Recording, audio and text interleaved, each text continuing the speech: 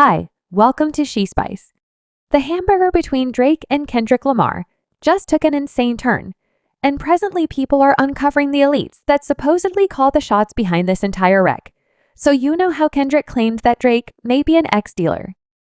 Kendrick even went similarly as foreseeing a possible strike on Drake's Toronto house by the federal authorities like what befell Diddy. Well, as per the incomparable plan, individuals who have been empowering Drake's supposed obscure activity are similar individuals who are empowering Diddy, adding, F to the discharge. Kanye West chose to bounce into the show, tossing a serious shade at Diddy and Drake's association with widespread music chief Lucian Gra, who was as of late named in a claim as a co-S.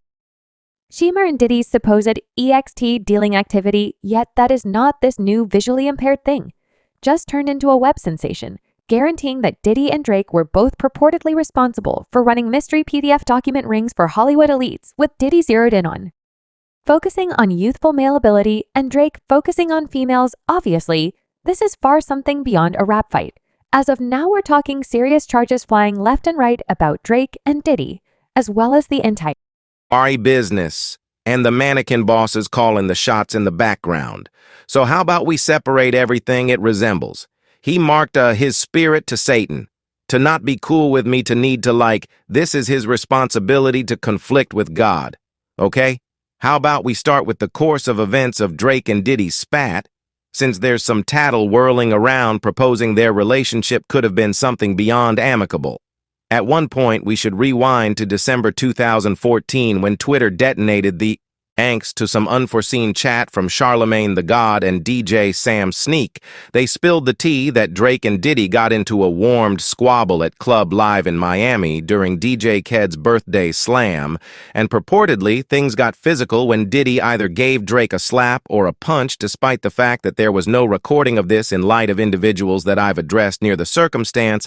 Diddy truly smacked Drake upside the head. Gracious, I got that call 400 in the first part of the day. I was laying in my bed and my telephone continued to ring.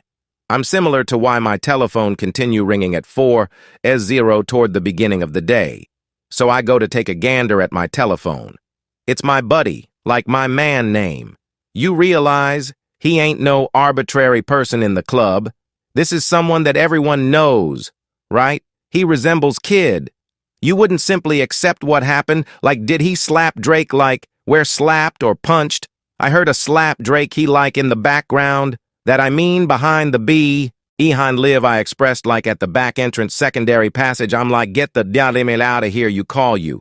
Yet I realized it was genuine because it was 400 in the first part of the day. Yet you realize everyone realized I'd be up because I got to, go do the morning meal club toward the beginning of the day, yet alone, and view it worked out that it was valid.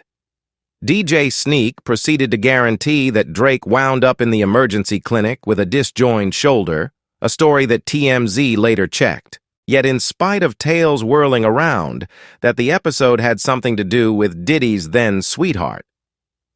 Cassie Sneak demanded that wasn't the genuine purpose for the quarrel, so numerous sources asserted that this melody debate was the justification for the quarrel among Diddy and Drake in Miami, and to fan the shoot, 0 to 100 wound up getting a Grammy selection for Best Rap Execution, which you can wager blended the pot significantly more now, as Diddy and Drake, they at first stayed silent via Virtue, Al Entertainment, about the dramatization. However, at that point, Drake jumped on Instagram to share a photograph of himself in a robe with the subtitle, "They're either talking ish about you or taking the ish, you're talking one way or the other." The name been popping anyway out of nowhere. That photograph springs up show Drake with what resembles a bruised eye, and a few sources were saying this was all civility of Diddy.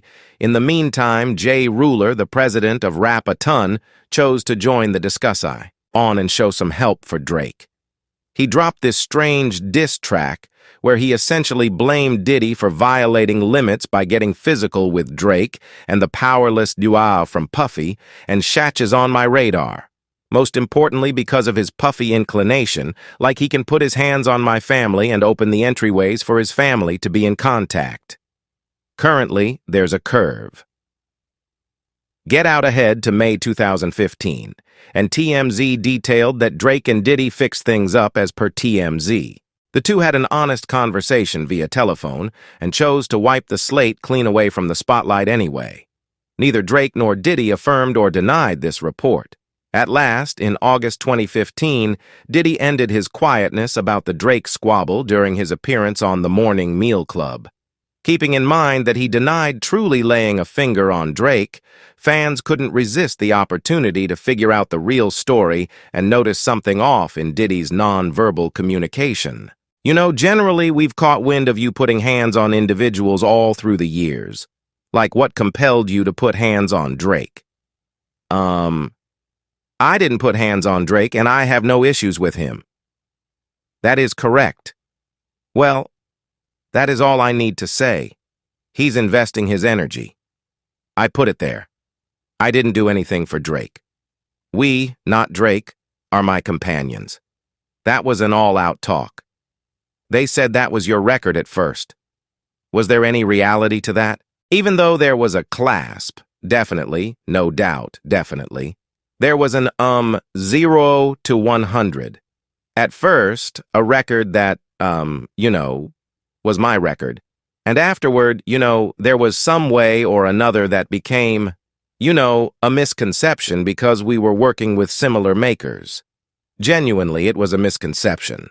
Sincerely, Drake is really my #1 rapper. You understand what I'm talking about.